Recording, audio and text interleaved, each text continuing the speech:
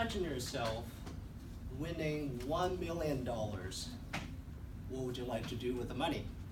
You could buy a Ferrari, or a trip to the International Space Station, or you can buy one bathroom in a Manhattan luxury penthouse.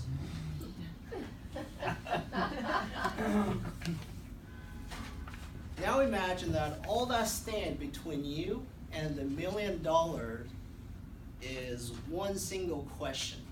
One single question. I know this sounds like a corny advertisement for the TV show Who Wants to Be a Millionaire, where contestants are asked questions as simple as, why did they break up? To as difficult as, how do we elect him to the White House? But that's not what I'm talking about today. Today, I'm talking about the fact that we have 4 actuaries sitting right in this room. Myself, Joel, Stephen, and Patrice. And we've been wondering about for months, what are the odds? And that's exactly what I'm going to answer today. What are the odds? Towards the end, you'll feel that, oh yeah, this really is a $1 million question. But in the meantime, I have filled my speech with 40% of actual math and 60% of other materials that's designed to make you laugh, such as this cute cat photo. And based on your reaction now, I'm imagining that that cat photo belongs to the 60%. All right, so to answer the question, we need to know some statistics. First of all, there are 75,000 actuaries in the whole world. What actuaries do, they're pretty much dudes or gals get paid a ton of money for doing your son's college stat homework. And no wonder you have only 75,000 of them. Then the population in New York is 8 million. It's the same as the entire nation of Austria, a country you think about so little that you didn't realize that was in Austria. This was Austria.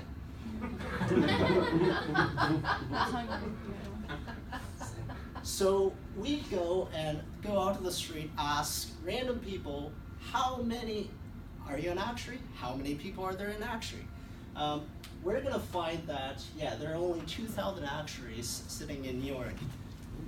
Out of the 8 million population, that means there's a 0.00025 chance that any particular person is an actuary.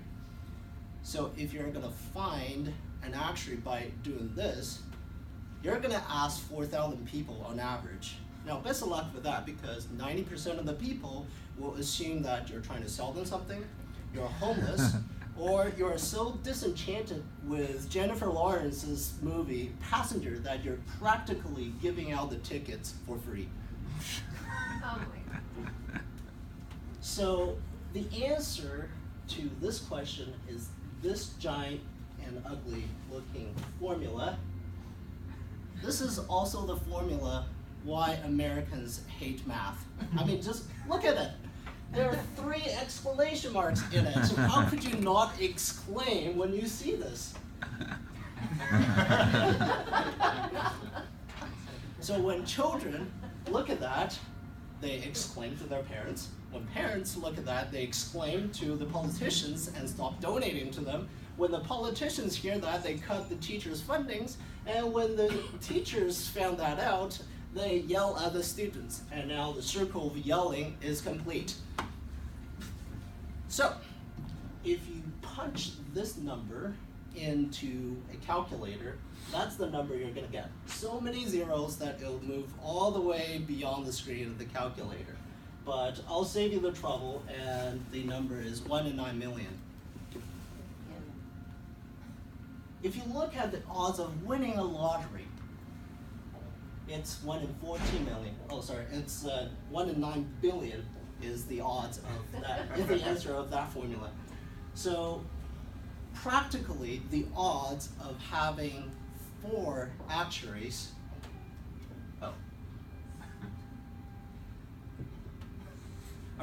practically in the odds of having 4 actuaries in a room in New York with 30 people in it, is better than your odds, or worse if you think the other way, of winning the lottery.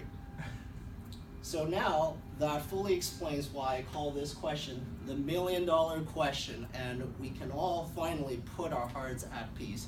So next time, when you win the $1 million, you should think about who are the 30 people that help you achieve the odds. And maybe, if we're lucky, we can all get a share of that $1 million winning and use that money to buy a secondhand Chevrolet, to buy a one-way trip to the Bahamas, and to rent a basement apartment in a sketchy neighborhood.